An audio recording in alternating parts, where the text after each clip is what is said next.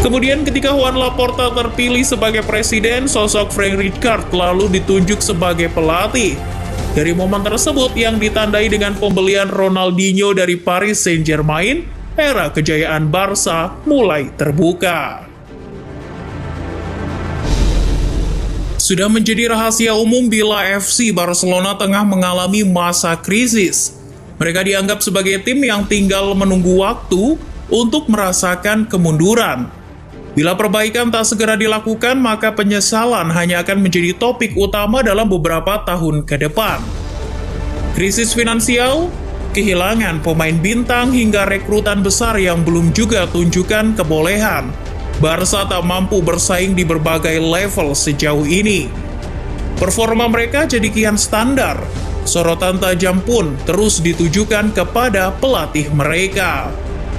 Bila melihat krisis yang dialami klub saat ini, penggemar El Barca seolah kembali dihadapkan dengan situasi di mana kemenangan jadi hal yang sulit didapat. Adalah pada musim 2002-2003 ketika pelatih asal Belanda, Louis van Gaal, kembali memainkan peran sebagai nahkoda. Pada periode pertama, dia memang berhasil persembahkan 2 gelar La Liga. Namun di periode kedua, neraka lebih pantas menggambarkan situasi di sana. Sejak penunjukan pada 2002, Van Gaal langsung membuat keputusan yang tidak bisa diterima, yaitu melepas Rivaldo yang disebut tidak mampu memberikan 100% kemampuan untuk tim. Bintang asal Brasil itu memang memainkan musim yang buruk pada tahun sebelumnya. Hanya 14 gol tercipta, di mana itu jadi torehan terburuknya selama membela Barcelona. Akan tetapi ketika Van Gaal datang, Rivaldo kembali sebagai seorang pemenang Piala Dunia. Kritik tajam pun terus ditujukan kepada Van Gaal. Tak terkecuali Rivaldo sendiri yang menyebut bila kepergiannya dari Camp Nou adalah karena ulah Louis van Gaal. Van Gaal adalah penyebab utama kepergianku. Aku tidak menyukainya. Aku juga yakin kalau dia tidak menyukaiku. Ketika Barcelona mendatangkan Juan Roman Riquelme, Van Gaal juga disebut tidak mampu memanfaatkan bakat sang pemain asal Argentina. Dana 11 juta euro atau setara 181 miliar rupiah yang digunakan untuk membayar Riquelme terbuang sia-sia. Van Gaal tampak tidak senang dengan ex-pemain Boca Juniors itu.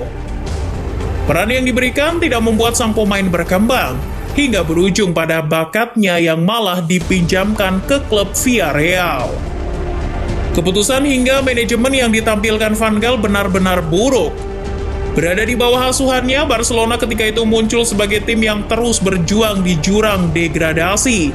Selepas Natal, kekalahan 2-0 dari Celta Vigo yang ketika itu membuat Barcelona hanya terpaut 3 poin dari jurang degradasi, resmi membuat nama Van Gaal dilepas El Barça. Menurut bek FC Barcelona ketika itu, Filipe Kristanval, Van Gaal adalah sosok yang keras dan dingin. Tidak ada kenyamanan sedikit pun di ruang ganti, hingga akhirnya momen pemecatan ketika itu membuatnya benar-benar hancur. Apa yang dikatakan Kristanval memang benar adanya. Bahkan ketika Van Gaal menjalani periode pertamanya sebagai pelatih Barcelona, para pemain sudah banyak yang kurang menyukai keberadaannya. Salah satu penyerang Barcelona saat itu, Christophe Dugarry, tak ragu untuk menyebut Barcelona era Van Gaal sebagai neraka. Dia yang digait El Barça pada tahun 1997 hanya bertahan selama 6 bulan saja. Dugarry yang telah bermain sebanyak 7 pertandingan, gagal mencetak gol untuk Barcelona. Dalam hal ini dia menyalahkan Van Gaal yang terus memainkannya sebagai seorang gelandang serang. Aku menghabiskan 6 bulan di sana dan terus bertanya pada diri sendiri, apa yang aku lakukan di sini? Sungguh tidak bisa dipercaya. 6 bulan yang benar-benar kacau di Barcelona. Aku seperti berada ke neraka. Kembali ke periode kedua Van Gaal ketika sang pelatih dipecat pada awal 2003, Barcelona langsung menunjuk sosok Radomir Antic sebagai pengganti. Ketika ex-pelatih Real Madrid itu masuk, Barcelona langsung berhasil tampil brilian. Antic memainkan peran yang begitu luar biasa dengan membebaskan Xavi untuk bermain lepas tanpa harus memikirkan pertahanan. Dari situ, kreativitas sang gelandang mulai terlihat, hingga membuatnya berkembang dan jadi salah satu gelandang terbaik Eropa. Selain itu, Antic juga menjadi sosok yang mempromosikan nama Andres Iniesta dan Victor Valdes ke tim utama. Berkat ramuannya, Barca berhasil mengakhiri musim 2002-2003 di tangga ke-6 dan masuk ke kompetisi Liga Eropa untuk musim berikutnya. Mereka di tengah keterpurukan yang melanda, tetap layak mendapat penghargaan. Kemudian ketika Juan Laporta terpilih sebagai presiden, sosok Frank Rijkaard lalu ditunjuk sebagai pelatih.